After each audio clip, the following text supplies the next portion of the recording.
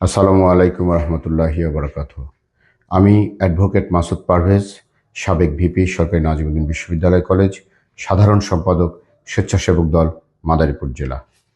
পবিত্র ঈদ উল ফিতর উপলক্ষে মাদারীপুর জেলার সর্বসাধারণ যারা বাংলাদেশের বিভিন্ন এলাকায় কর্মক্ষেত্রে এবং প্রবাসে যারা রয়েছেন, আপনাদের সকলকে আমার পক্ষ থেকে পবিত্র ঈদ উল ফিতরের শুভেচ্ছা ও সালাম জানাচ্ছি। প্রিয় মাদারীপুরবাসী, আপনারা জানেন আমি মাদারীপুর 2 আসনে সংসদ সদস্য প্রার্থী হিসেবে কাজ করেছি। আপনাদের আন্তরিক ভালোবাসা, সহযোগিতায় আমি এগিয়ে যাওয়ার জন্য আমার প্রাণপণ প্রচেষ্টা অব্যাহত ছিল।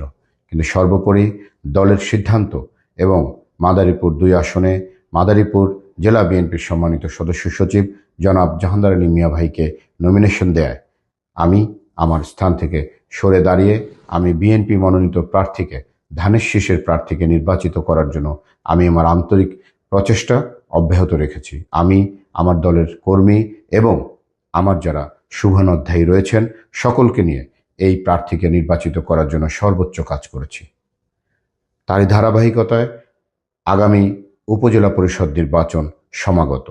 ইনশাআল্লাহ মাদারীপুরের তরুণ প্রজন্ম, মাদারীপুরের সর্বস্তরের মানুষ, আমি যাদের প্রতি আন্তরিকভাবে আমি শ্রদ্ধা জানাচ্ছি, বিভিন্ন মহল তারা চাচ্ছেন, যেহেতু আমি জাতীয় সংসদ নির্বাচন থেকে সরে এসেছি, তারা চান আগামী উপজেলা পরিষদ নির্বাচনে আমি যেন প্রতিদ্বন্দ্বিতা করি চেয়ারম্যান প্রার্থী হিসেবে এবং আমাকে তারা নির্বাচিত করে মাদারীপুরে একটি সমৃদ্ধ উপজেলা তারা গড়ে তুলতে চান, যেখানে উপজেলাবাসী তাদের সকল অধিকার পূর্ণরূপে ভোগ করবেন, ন্যায়পরায়ণ এবং একটি শান্তিপূর্ণ উপজেলা তৈরি করবে।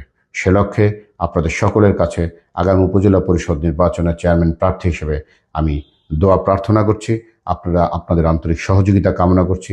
ইনশাআল্লাহ আপনারা যদি পূর্বের মতো আমার সাথে থাকেন, আমি আপনাদেরকে আশ্বস্ত করতে চাই যে আপনাদের কখনোই হতাশ করব না।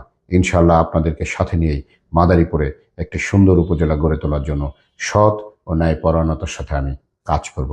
আপনাদের সকলকে আবারও পবিত্র ঈদ উল ফিতরের শুভেচ্ছা জানিয়ে সকলের সুস্থতা দীর্ঘায়ু কামনা করে আমি শেষ করছি। ধন্যবাদ। আল্লাহ হাফেজ।